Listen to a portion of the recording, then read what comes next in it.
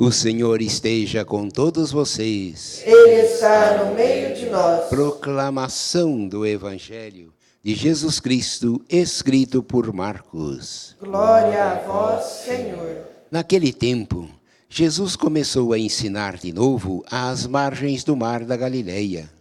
Uma multidão muito grande se reuniu em volta dele, de modo que Jesus entrou numa barca e se sentou, enquanto a multidão permanecia junto às margens na praia. Jesus ensinava-lhes muitas coisas em parábolas, e em seu ensinamento dizia-lhes: escutai, o semeador saiu a semear. Enquanto semeava, uma parte da semente caiu à beira do caminho. Vieram os pássaros e a comeram. Outra parte caiu em terreno pedregoso, onde não havia muita terra. Brotou logo, porque a terra não era profunda. Mas quando saiu o sol, ela foi queimada. E como não tinha raiz, secou. Outra parte caiu no meio dos espinhos. Os espinhos cresceram e a sufocaram, e ela não deu fruto. Outra parte caiu em terra boa, deu muito fruto. Foi crescendo e aumentando, chegando a render 30, 60 e até 100 por um. E Jesus dizia: quem tem ouvidos para ouvir, ouça. Quando ficou sozinho, os que estavam com ele, junto com os 12 apóstolos, perguntaram-lhe sobre a parábola. Jesus lhe disse: a vós foi dado o mistério do reino de Deus, para os que estão fora. Tudo acontece em parábolas, para que olhem, mas não enxerguem, escutem, mas não compreendam, para que não convertam e não sejam perdoados. E Jesus disse: vós não compreendeis esta parábola? Então, como compreendereis todas as demais parábolas? O semeador semeia a palavra. Os que estão à beira do caminho são aqueles nos quais a palavra foi semeada. Logo que a escutam, chega Satanás e tira a palavra que neles foi semeada. Do mesmo modo, os que receberam a semente em terreno pedregoso são aqueles que ouvem a palavra de Deus e logo a recebem com alegria, mas não têm raiz. São inconstantes, e quando chega uma tribulação, uma perseguição, por causa da palavra, logo desistem. Outros recebem a semente entre os espinhos. São aqueles que ouvem a palavra, mas quando surgem as preocupações do mundo, a ilusão da riqueza e todos os outros desejos sufocam a palavra e ela não produz fruto. Por fim, aqueles que recebem a semente em terreno bom são os que ouvem a palavra, a recebem e dão fruto. Um dá 30, outro 60 e outro 100 por um. Palavra da salvação. Glória a vós, Senhor.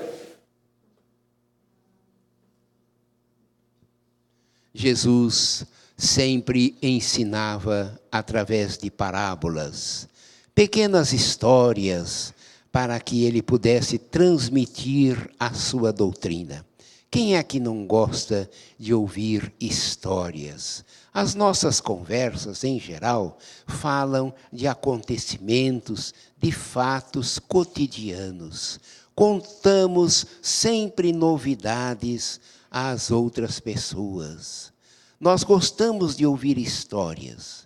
Elas são contadas e gostam de ser contadas, porque cada uma delas traz uma lição. Não existem histórias que são inventadas, criadas pela imaginação humana, como Jesus também criou algumas histórias. Mas existem histórias que são reais. Às vezes você está assistindo um filme na televisão, e o filme, antes, ele diz: essa história, este filme é baseado numa história real. Então, as histórias nos ensinam muitas coisas. Mas aprendemos não só com as histórias criadas pela imaginação, mas pelas histórias reais e pela história da nossa própria vida. Cada um pode olhar um pouco para trás e vai ver quanto podemos aprender com os nossos erros e acertos. É assim a nossa vida. Não podemos criar a nossa vida em cima de culpas passadas. Sempre temos acertos e erros na nossa vida. Todos nós acertamos e todos nós erramos. E por isso ouvimos a palavra de Deus, que é uma semente que cai no nosso coração, nessa terra fértil e boa, que pode produzir muitos frutos. Mas, como diz esta parábola contada por Jesus, às vezes nós é que permitimos que as pedras, os espinhos, os pássaros recolham esta palavra. E nós, ao invés de tirarmos lições da nossa vida, nós jogamos fora aprendizados que seriam importantes para a nossa conversão. Aprendemos com a nossa vida, aprendemos com a nossa história. Então, cada um de nós pode hoje, a partir desta celebração, podemos também nos recolher em alguns momentos de silêncio no nosso dia a dia, para refletir sobre o nosso passado. Cometemos erros, cometemos falhas, e temos que aprender com os erros e as falhas que nós cometemos. E nós nos apoiamos na palavra de Deus para aprender. Apoiamos na força, na inspiração do Espírito Santo, para que Ele nos dê a palavra certa. Nos ensine, nos ajude a discernir o que é certo, o que é errado. Então, desde aquele momento em que nós tomamos consciência, como filho pródigo, de que estamos distantes de Deus, longe da casa paterna, nós começamos a trabalhar para voltar. Tem uma amiga que me diz, vamos voltar para a nossa casa. Não é a casa nossa, a casa residência de pedra, é de barro, ou de qualquer outro material, mas é a nossa casa interior, voltar para dentro de nós mesmos.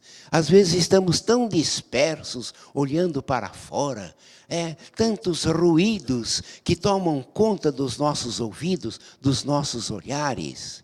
Então, ficamos dispersos e perdemos tempo e vamos saindo, nos distanciando deste Deus que mora dentro de cada um de nós. Precisamos olhar para dentro de nós. Eu estou também, neste momento da minha vida, como padre emérito, padre aposentado, que não tem uma administração paroquial, mas continua o seu ministério, seu serviço ao povo de Deus, à igreja.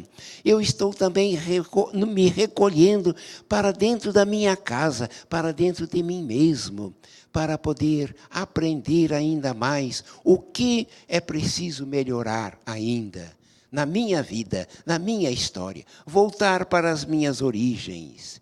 Então, eu fico na tarde rezando o terço, diante da fotografia do meu pai e da minha mãe, lembrando os ensinamentos que eles me transmitiram, não só em palavras, mas com a sua vida, com o amor que eles viveram.